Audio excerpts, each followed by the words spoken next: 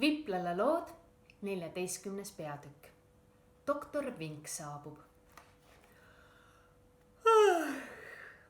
Kui kaua me juba siin kapi all istume, küsis Johannes ja haigutas. Räägi tasem, sosistas härra Plomm. Kui daamid seda kuulma juhtuvad, tulevad nad meid otsima. Ei tea, kas doktor Vink tuleb veel täna õhtul, küsis Nellatella vaikselt. Ja kui inimesed on juba magama läinud, kas ta hakkab siis sisse murdma? Ta ajas kaela õieli ja kiikas kapi alt tuppa. Preili Luise ja Preili Adele istusid suure ümmarguse laua ääres, kummalgi prillid ninal ja raamat käes. Mulle tundub, et keegi helistab, sosistas härra Plomm. Kuulake. Nad kuulatasid.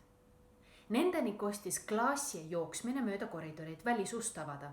Natukese aja pärast koputati uksele ja klaasi pistis pea tuppa. Seal on keegi härra, ütles ta. Keegi härra, kes soovib teiega rääkida. Keegi härra, küsis Preili Adele. Mis härra, Klaasje? Kas sa tema nime ei küsinud? See on keegi arst, vastas Klaasje. Doktor Vink ja ta tahab teiega üks silmapilk rääkida, ütleb ta. Hästi, kutsu siis doktor Vink sisse, ütles Preili Luise. Klaasje tõmbus tagasi ning doktor Vink astus tuppa. Pähklipuust kapi all istujad pidasid hinge kinni. Seal oligi kallis, hea doktor Vink. Ta tuli neile järele. Ta tegi, nagu oli lubanud, ta ei jätnud neid hätta. Neil oli tahtmine tema juurde tormata ja hüüda. Kallis doktor, siin me oleme, võtke meid ruttu ja viige siit ära. Kuid nad taipasid, et see oleks õige arutu tegu ja et neil on parem siiski pisut oodata. Mis doktor Vink nüüd ette võtab? Olge lahke, istuge doktor, pakkus Preili Luise väga pidulikult ja mõõdetult. Tänan teid, vastas doktor Vink ning istus ühele plüüstoolile. Ta pani oma portfelli tooli kõrvale maha. Hingetult piilusid väikesed olendid kapi alt ning nägid, et see on uhi uus portfell, jälle küljetaskuga ja see küljetasku seisis lahti, pärani lahti. Portfell oli kapist ligi 2 meetri kaugusel. Kui nad välja roniksid ja sinna tormaksid, saaksid nad lahedasti sisse hüpata ja taskusse kaduda. Aga kuidas võiksid nad 2 meetrit üle toa lipata, ilma et neid märgataks? Daamid panevad seda kahtlemata tähele. Ei, parem oli siiski veel oodata. Polnud vähematki kahtlust, et doktor Vink oli portfelli sihilikult nii väljakutsuvasse asendisse põrandale pannud. Vahest tahate tassi teed, doktor? Küsis Preili Adele. Ei, tänan teid. See on teist tõepoolest hirmus lahke. Ma tänan teid, ütles doktor Vink. Vahest me saaksime siis kuulda teie külaskäigu põhjusest? Küsis Preili Luise sõbralikult, ent jahedalt. Jah, ma alustas doktor Vink. Ta oli ilmselt kimbatuses ja punastas ning kogeles veidi. Vaadake, ma tulin siit teie majast mööda ja ma olin küllalt lihtsameelne selleks, et pilku aknast sisse heita, sest et need vanad kanaliäärsed majad on minu meelest alati nii huvitavad. Ja siis, küsis Preili Luise. Siis nägin ma teie suurepärast vanaaegset lühtrit, jätkas doktor. Ma ei mäleta ennast iialgi nii erakordselt kaunist lühtrit näinud olevat. Vahest te leiate sellest minust hirmus häbematu oleva, aga ma andsin kella kavatsusega paluda teilt luba teie lühtrit kord ka lähemalt vaadata. Preili Luise ja Preili Adele lõid lausa särama. Nad olid väga kiindunud oma ilusasse vanasse mööblisse ja nende meelest oli lihtsalt vaimustav, et tuli keegi võõras, pealegi veel doktor, kes ilmutas huvi nende lühtre vastu. Aga loomulikult, kostsid nad ühest suust. Muidugi, doktor, vaadake rahumeeles. Doktor Vink naaldus tooli leenile ja vaatas lakke, kus rippus vaskne lühter. Daamid naeratasid uhkelt ja vaatasid ka. Härra Plomm kapi all taipas otse kohe, et doktor Vink mõtles lühtrino nimme selleks välja, et kõik lakke vaataksid. Ta sikutas Nellatellad käest, hüüdis Johannes, Viplala, läki! Ja nad sööstsid kapi alt välja. Nad kihutasid portfelli juurde, sukeldusid selle küljetaskusse ja jäid sinna ähkides ning lõõtsutades istuma. Doktor Vink pööras pilku lühtrilt ära ning kummardus portfelli maast tõstma. Ta sulges küljetasku hoolikalt tõmblukuga ning lausus. ma ei usu, et te oma lühtrit mulle müüksite, mu daamid, on see nii? ei iialgi, tõepoolest mitte iialgi, vastas Preili Luise. see lühter kuulus veel meie vanaisale. doktor Vink ohkas.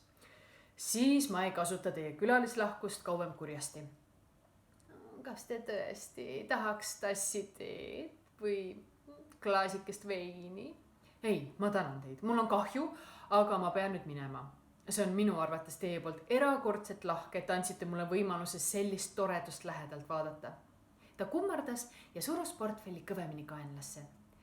Klaasje, palun lase doktor välja. Klaasje laskis doktor Vinki välja. raske välisuks langes ta kannul kinni ja ta seisis trepil. Vaevalt oli ta trepi juurest paar sammu eemale saanud, kui ta pimeda kanali ääres seisatas, tegi portfelli küljetasku lahti ja ütles. Noh, kas ei läinud see vägevalt? Kas ma ei mõelnud ilusasti kogu selle lühtri loo välja? Nüüd tulete kaasa ja ma viin teid uude koju. Küll ma nüüd juba tahaks sellest hoolt kannan, et teid enam ära ei varastaks. Nii kõneles doktor Vink oma heameeles. Ta rääkis nii palju ja nii totakalt, et oli võimatu sõnakestki vahele öelda, kuid lõpuks hakkas härra Plomm oma väikeste kätega vehkima ja hüüdis. Pidage, doktor, on juhtunud midagi hirmsat. Ah, küsis doktor Vink. Mis siis? Viplalad pole meiega, ütles härra Plomm. Viplala on maha jäänud. Kuhu ta siis sai? Küsis doktor Vink ja võttis siinsamas marmorist trepiastmel istet. Seda me ei tea, vastas Nellatella. Nii kui me nägime, et võime kotti hüpata, tegimegi seda. Me mõtlesime kogu aeg, et Viplala tuli kaasa, sest ta istus koos meiega kapi all ja me hüüdsime talle veel, tule Viplala, läki kotti. Oi, lausus doktor Vink. Noh, pole parata, siis tulete te üksi minuga kaasa. Üksi? Ja jätame Viplala siia sellesse morni majja kanali äärde, küsis Johannes rabatult. Seda ei tohi teha. Muidu püüavad need käredad daamid ta varem või hiljem kinni. Oh ei, Viplalat me hätta ei jäta, lausus Nellatella.